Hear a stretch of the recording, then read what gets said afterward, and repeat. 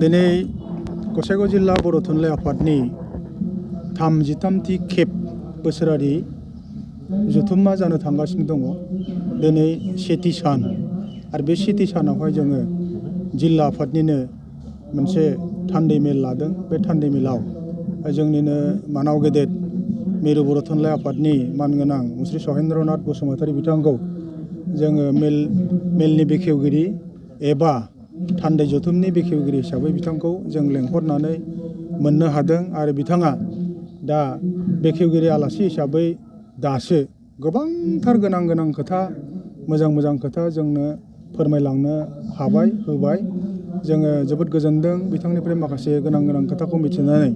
आरो बिथाङा माखासे जोंनि बर' थुनलाइ आफादनि थांखि आरो थाखाय जों मा मावनो आखायाव लागासिनो दङ बे बाथ्राखौ बुंलांदों। आरो दिनैहाय सेथि खेब हाबाफारि हिसाबै जोबनो थांगासिनो दं। आरो मोनसे खोथाखौ आं बुंनांगोन जे गसाइगाव जिल्ला बर' थुनलाइ आफादनि बे बोसोरसालिया जथुम्माया टार्मिनेटिं पिरियड। दिनैहाय गोजाम आफादखौ सिफायनानै गोदान आफादखौ जोङो दानाय जागोन। आरो गाबोननि सान हिसाबै नैथि सान हिसाबै बे जाहैबाय जों सावराय मेल लादों। गुबुन समफोराव जोङो गेवलां मेल खुंफुङोमोन, खिन्थु गेवलां मेलखौ जों लायालाबानो माखासे दानि गोदानै नुजाबोनाय दानि गोदान जेनेरेसन बिथांमोनखौ लानानै जोङो मोनसे सावराय मेलखौ गोनांथि साननानै जों सावराय मेलखौ लादों।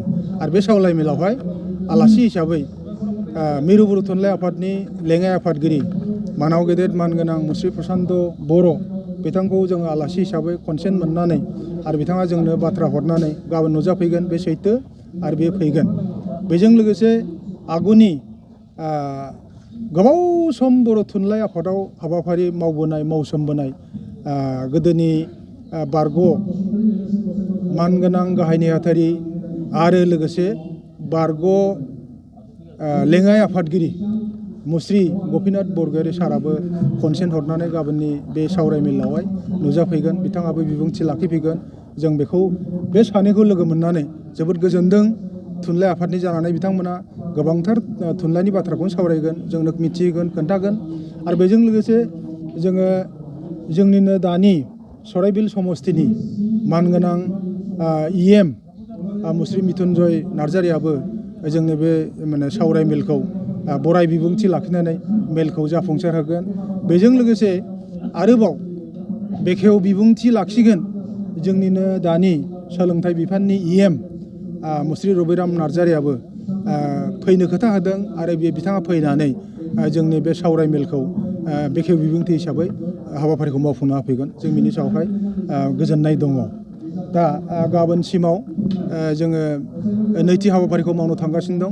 दानि हाबाफारिया जोबनाय लोगो लोगोनो गाबोन नैथि हाबाफारियाव जों आगान होगोन। आरो जोंनि फुंनि हाबाफारिया जाहैबाय 9 बाजियावहाय फिरफिला जों बिरहोगोन। बेजों लोगोसे रुंसारिनो बिबार बावगोन, बेनि मुंख्लंफोरनो बिबार बावगोन। बे जेराव दोरोङारि माखासे हाबाफारिफोर दङ बेखौ मावफुंनायजों लोगोसे गाबोननि हाबाफारिखौ जों मावफुंगोन। रायजो राजानिसिम बेखौनो जों बुंगासिनो दङ जे रायजो राजाफ्रा बर' बिजोंखौ फोथायनांगौ, बर' थुनलाइखौ बिसोरो अनसायनानै लानांगौ। मानो होनना बुङोबा बर' बिजोंजों फरायनानै बर' राव थुनलाइखौ जोङो फेहेरनानै फुवारनानै जों गोबांथार लेखा लिरनाय बिजाब बाख्रि जोङो मोननो हादों। बिजाबफोर मेला जों मोननो हादों, बेबो नंगौ। आरो बेजों लोगोसे बर' रावजों फरायनानै, बर' बिजोंजों फरायनानै 1976आवहाय गिबि खेब मेट्रिक परिखाखौ होजेनदों आरो बेजों पास जादों। आरो बिथांमोनानो PU BA बै समाव पास जानानै बिथांमोनानो मास्टार साख्रि मावदों, फोरोंगिरि साख्रि मावदों।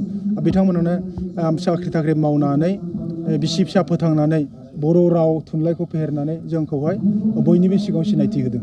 बे मोनसे बाथ्रा, बेखौ जों अरायबो मानिनांगोन।